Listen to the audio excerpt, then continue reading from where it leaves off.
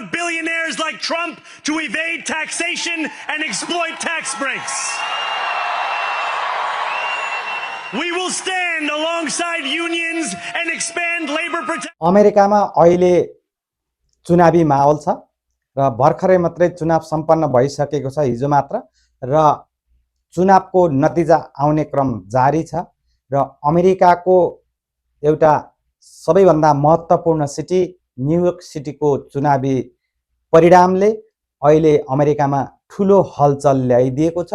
Trump विरोधी Zohran मोहम्मदीले जो मुस्लिम हो उसले अत्याधिक मतले चुनाव जितिसकेको छ र उसले आफ्नो विजयी सभा पनि गरिसकेको छ र उसले आफ्नो विजयी सभामा बोल्ने क्रममा भनेका छन् कि न्युयोर्क शहर अप्रवासीहरूले बनाएको प्रवासीहरूकै कारणले न्युयोर्क शहर यो बस्न लायक बनेको 12 महिनाको दौरानमा न्युयोर्क शहर एउटा सास फेर्नै नसक्ने उक्कुस मुकुस भएको थियो जहाँ अप्रवासीहरू कागजपत्रविहीन अप्रवासीहरूलाई बाहिर निस्किने डरमर्दो बनाइएको थियो।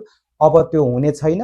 न्युयोर्क शहर सबैले बस्ने शहर हो, सबैले बनाएको शहर हो र न्युयोर्क शहरमा अहिले महँगी अत्याधिक बढेको र त्यो महँगी जनताको पहुँच भन्दा धेरै अगाडि भएको र त्यसलाई जनताको पहुँचमा न्युयोर्कवासीको पहुँचमा ल्याउने छौं भनेर चाहिँ भाषण गरेका छन् र उहाँलाई जिताउनका लागि सम्पूर्ण अप्रवासीहरू लागेर नेपालीहरूले त झन्सारो क्याम्पेनै गरेर त्यहाँ चुनावमा भाग लिनुपर्छ, फलानालाई जिताउनुपर्छ भन्ने खालका क्याम्पेनहरू पनि गरेका थिए र ट्रम्पलाई अहिले नवनिर्वाचित मेयरले चेतावनी समेत दिएको छ। साँच्चै नै न्युयोर्कमा अप्रवासीहरूलाई बस्न लायक अप्रवासीहरूलाई बस्नका लागि कुनै कठिनाइ हुन्छ कि हुँदैन भन्ने कुरा चाहिँ उसको आफ्नो कार्यकाल सुरु गर्छ र कार्यकाल सुरु गरिसके पछाडि उसको कामहरूले देखाउने नै छ।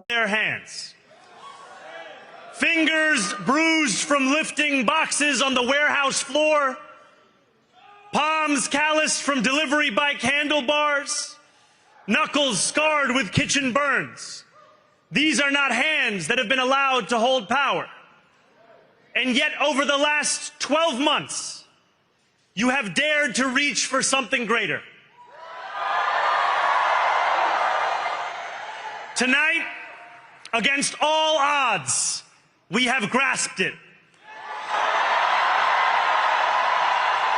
The future is in our hands. My friends, we have toppled a political dynasty.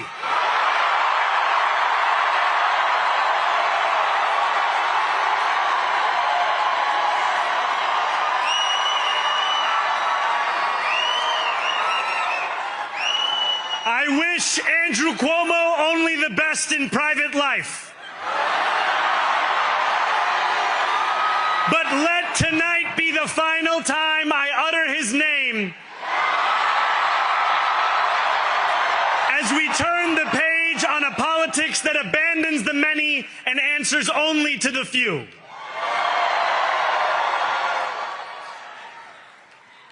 New York, tonight you have delivered a mandate for change, a mandate for a new kind of politics, a mandate for a city we can afford, and a mandate for a government that delivers exactly that. On January 1st, I will be sworn in as the mayor of New York City.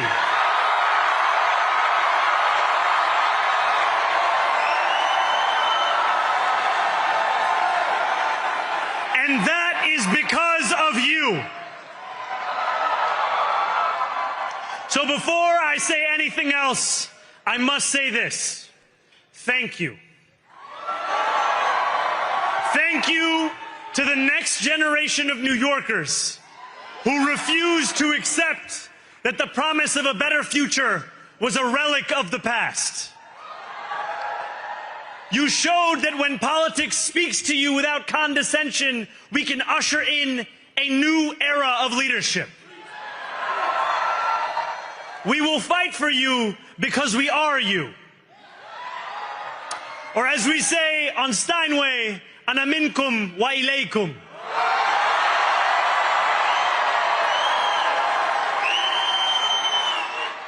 Thank you to those so often forgotten by the politics of our city who made this movement their own. I speak of Yemeni bodega owners and Mexican abuelas, Senegalese taxi drivers and Uzbek nurses, Trinidadian line cooks and Ethiopian aunties. Yes, aunties. To every New Yorker in Kensington and Midwood and Hunts Point, know this. This city is your city, and this democracy is yours too.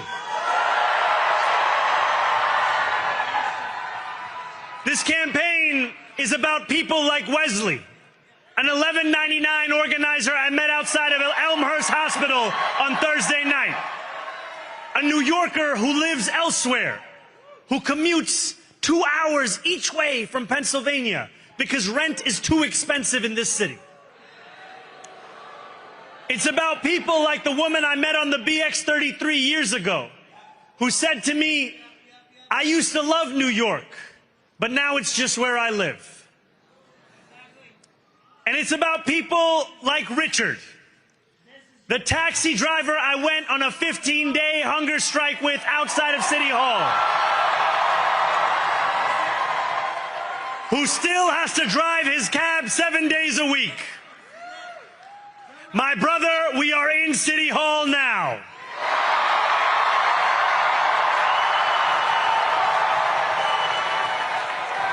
This victory is for all of them, and it's for all of you.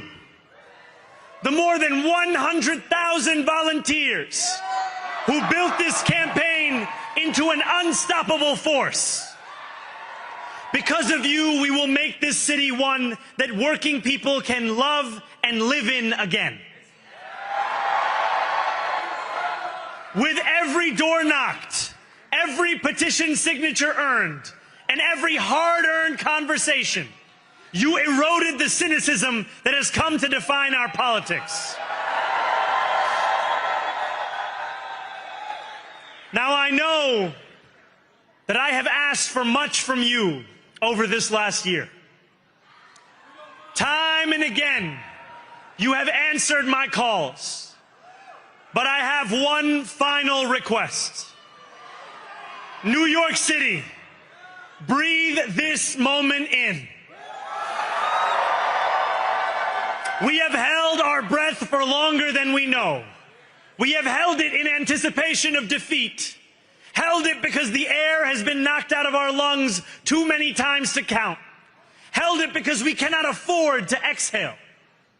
Thanks to all of those who sacrificed so much, we are breathing in the air of a city that has been reborn.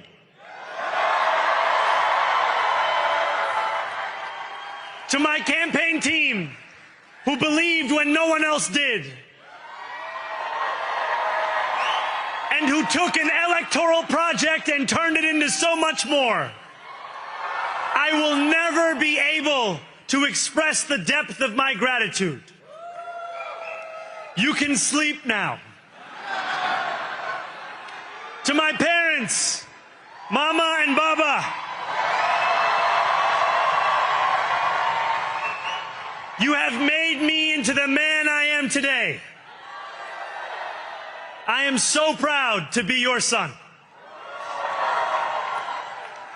And to my incredible wife, Rama,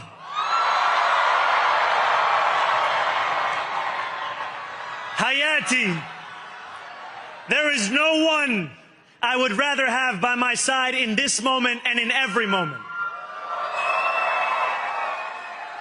To every New Yorker, whether you voted for me, for one of my opponents, or felt too disappointed by politics to vote at all, thank you for the opportunity to prove myself worthy of your trust. I will wake each morning with a singular purpose: to make this city better for you than it was the day before.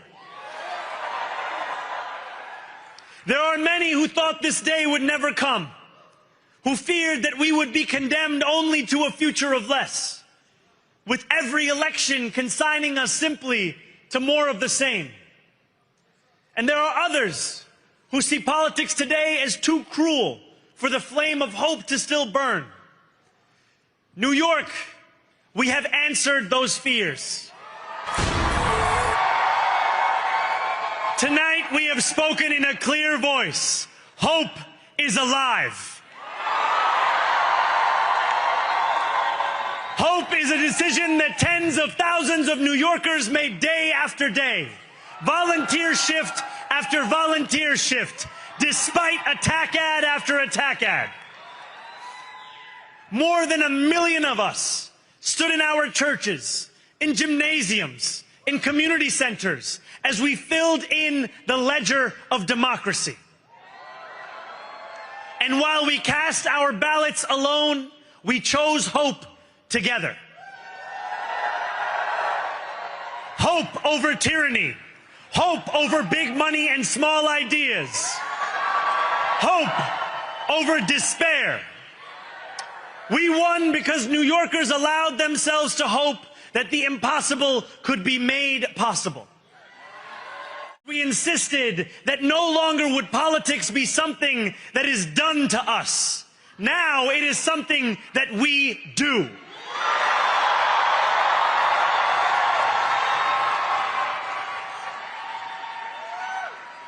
Standing before you, I think of the words of Jawaharlal Nehru. A moment comes but rarely in history when we step out from the old to the new, when an age ends and when those who traffic in division and hate to pit us against one another. In this moment of political darkness, New York will be the light. Here, we believe in standing up for those we love. Whether you are an immigrant, a member of the trans community, one of the many black women that Donald Trump has fired from a federal job, a single mom still waiting for the cost of groceries to go down, or anyone else with their back against the wall, your struggle is ours too.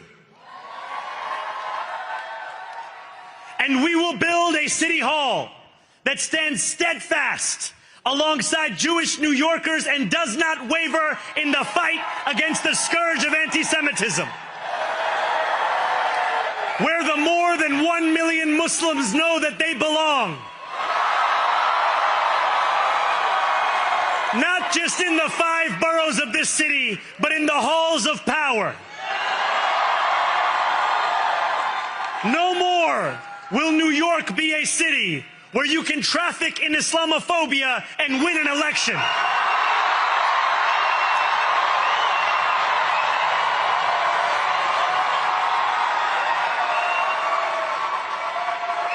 This new age will be defined by a competence and a compassion that have too long been placed at odds with one another. We will prove that there is no problem too large for government to solve and no concern too small for it to care about. For years, those in City Hall have only helped those who can help them. But on January 1st, we will usher in a city government that helps everyone. Now, I know that many have heard our message only through the prism of misinformation.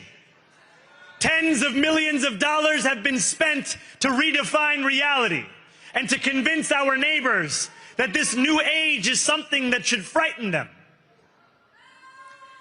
As has so often occurred, the billionaire class has sought to convince those making $30 an hour that their enemies are those earning $20 an hour. They want the people to fight amongst ourselves so that we remain distracted from the work of remaking a long broken. It is by dismantling the very conditions that allowed him to accumulate power. This is not only how we stop Trump, it's how we stop the next one.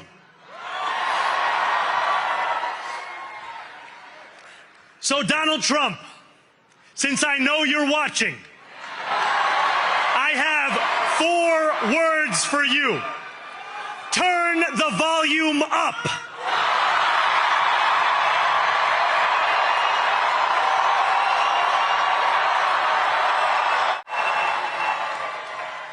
And if there is any way to terrify a despot, it is by dismantling the very conditions that allowed him to accumulate power. This is not only how we stop Trump, it's how we stop the next one.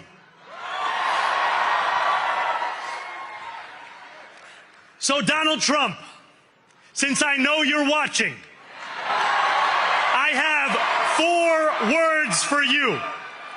Turn the volume up.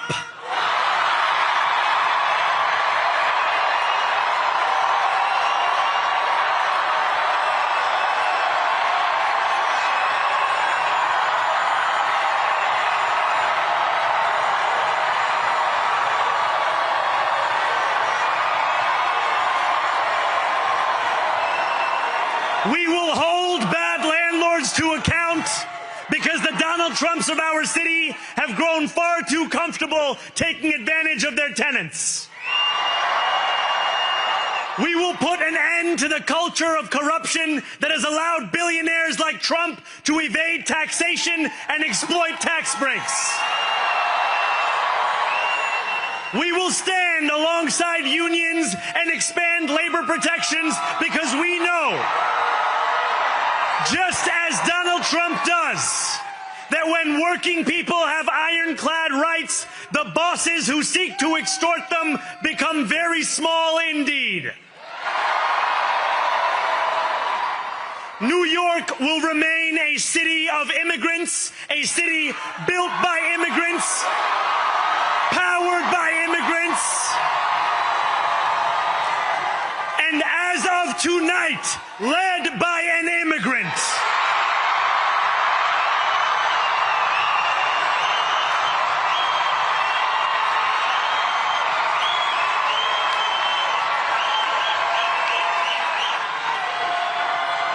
So hear me, President Trump, when I say this.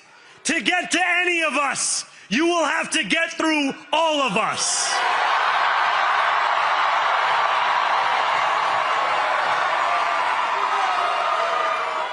When we enter City Hall in 58 days, expectations will be high.